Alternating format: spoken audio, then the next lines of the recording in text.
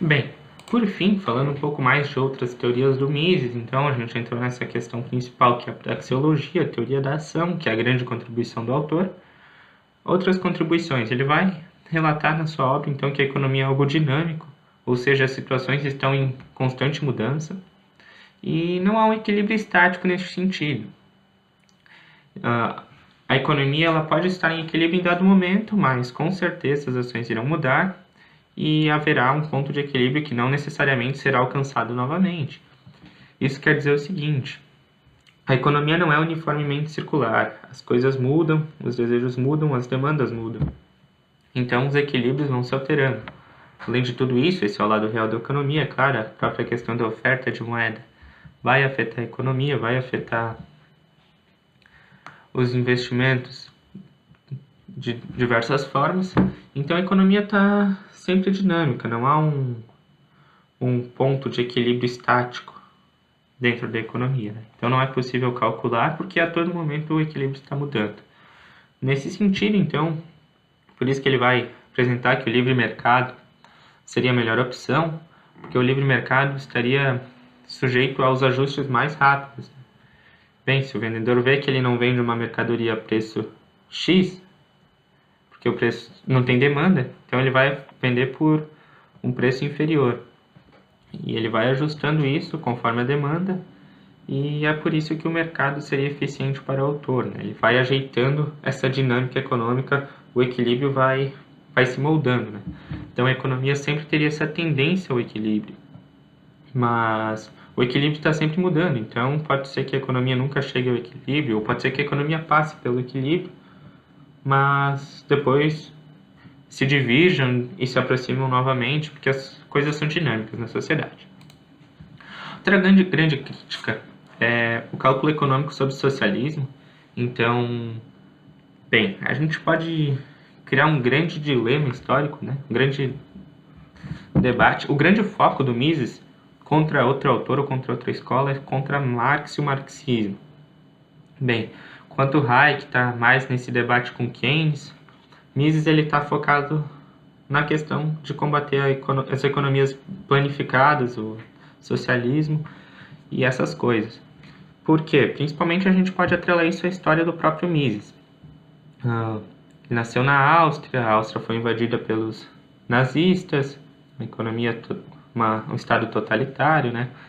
Aí teve a Rússia também, que ele já fazia críticas desde o começo, claro, além da sua própria ideologia. Bem, então Mises vai falar que há um problema no cálculo econômico sobre o socialismo, porque uma economia planificada ela não vai se basear nos preços, vai se basear no que vem de cima no planejamento, e isso não seria, de certa forma, o desejo dos consumidores, e vai fazer uma má alocação dos recursos. Bem, tem aqui uma frase do Mises que esclarece muito bem essa situação. Em uma economia de trocas voluntárias, a unidade comum de cálculo econômico é representada pelo valor objetivo de troca das mercadorias.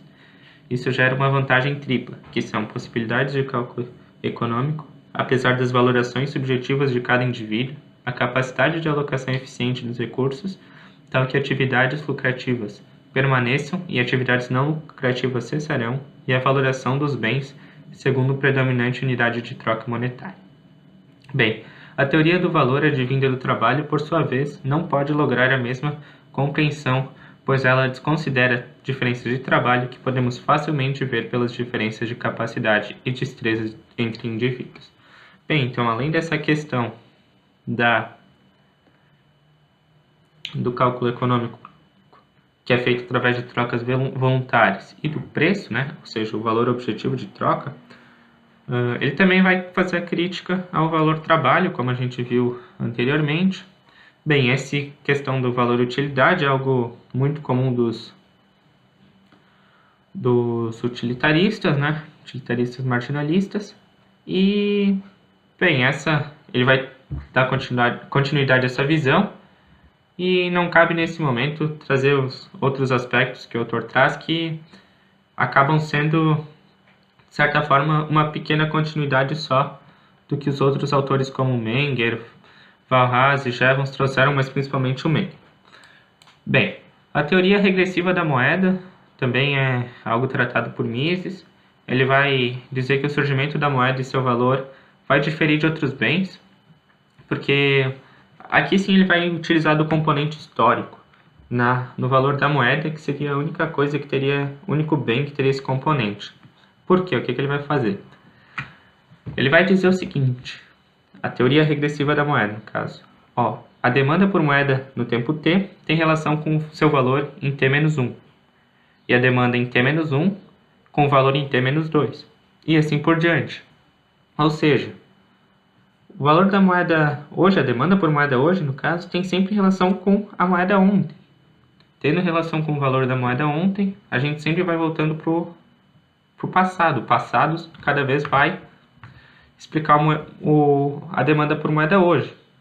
Bem, fazendo isso, regredindo o suficiente, a gente chega um dia que o valor da moeda é dado como a moeda em mercadoria. Por exemplo, quando ele escreveu isso, havia o padrão ouro, é claro.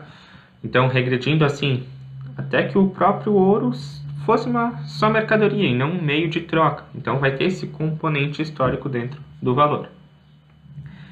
Sendo assim, a moeda ela surgiu dentro do mercado, seria uma mercadoria, que passa a ter esse valor de troca, e vai surgindo como uma ordem espontânea, né? Algo muito abordado na escola austríaca, conceito de ordem espontânea, muito ligado à questão de processos criados bottom-up, como se diz na ciência política, né? De baixo para cima. Ou seja, os próprios indivíduos vão construindo algo. Bem, por fim, vou trazer aqui uma grande crítica que ele faz à expansão da oferta de moeda. Ele vai falar o seguinte: o aumento do dinheiro em circulação não afeta o lado real da economia, né? Não aumenta a produtividade das máquinas, nem faz com que os trabalhadores sejam mais eficientes. Então, tu não está melhorando a produtividade econômica.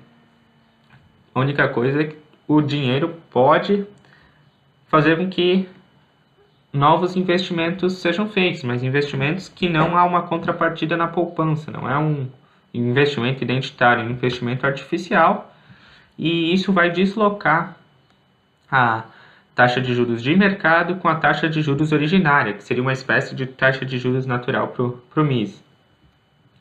Essa taxa de juros originária seria o desconto entre as relações do preço do dinheiro hoje e no futuro.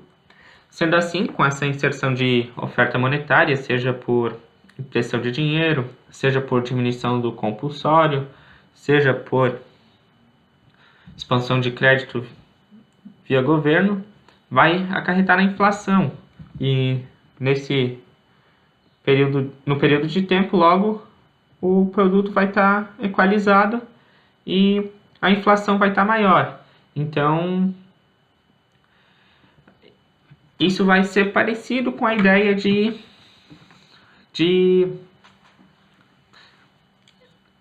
dos monetaristas, de certa forma. Claro, não vai estar trabalhando com a curva de Phillips, mas aquela ideia de Friedman, que o produto vai voltar ao produto natural e vai ter a inflação após esse choque monetário. Claro que lá eles estão trabalhando com o desemprego, mas é mais ou menos essa ideia que Mises retrata também. E, além disso, ele vai ter a questão dos investimentos inviáveis, né? Pois tem uma oferta monetária excessiva, a taxa de juros bruto, ou seja, a taxa de juros do mercado, pode ficar bem abaixo da taxa de juros originária, que vai fazer com que investimentos que sejam totalmente inviáveis ocorram. Isso vai acelerar, no caso, a questão do boom econômico, até que chegue num ápice onde a economia vai estar totalmente mal alocada em investimentos e aí vai acontecer a recessão. Quanto mais se expande o crédito, mais mal investimentos se fazem e aí a recessão vai ser mais longa e duradoura.